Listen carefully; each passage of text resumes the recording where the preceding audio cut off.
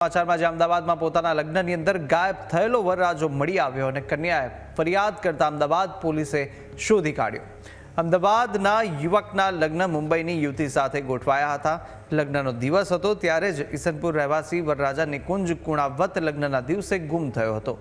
મુંબઈની યુવતી પોતાના મહેમાનો સાથે અમદાવાદ લગ્ન કરવા આવી પહોંચી હતી, પરંતુ વરરાજા જ લગ્નમાં ન પહોંચતા કન્યાના પરિવારજનોનો પારો ગયો હતો। ગુસ્સામાં આવી ગયેલા યુવતીના પરિવારજનો પોલીસ સ્ટેશન પહોંચ્યા હતા।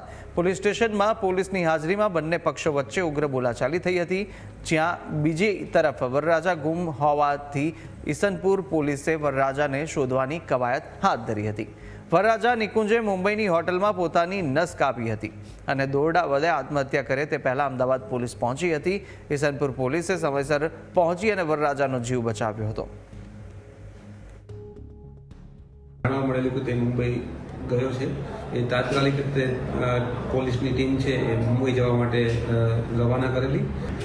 ત્યારબાદ ટીમ મુંબઈ પહોંચી અને લોકલ પોલીસની મદદ લઈ અને હોટલમાં તપાસતા આ ભાઈ છે જે ગુમ થનાર છે મળી આવેલા। લોકલ પોલીસ અને આપણી ગુજરાત આપણે ઈસનપુર પોલીસને સાથે રાખી અને ત્યાં જ મુંબઈની સારવાર કરાવેલી હોસ્પિટલમાં અને ત્યારબાદ કાઉન્સેલિંગ કરી અને आज रोज सवारे एने कुटुंबना सभ्यों ने सौंपेल है।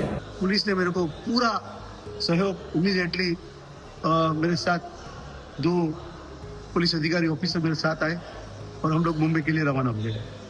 तो वहाँ हम लोकल पुलिस में भी गए और वहाँ से तुरंत हमको हमारे साथ सपोर्ट के लिए हम लोग होटल पहुँचे। होटल के अंदर हम लोग देखा कि लड़का का हाथ का नस कटा हुआ था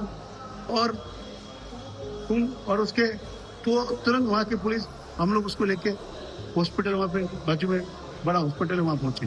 बहुत ही धन्यवाद। वाकई आज गुजरात पुलिस ने जो सहयोग दिया है, हमारे लड़के की जान बच गई है। वाकई बाकी ये बहुत ही बड़ा एक हादसा हो जाता।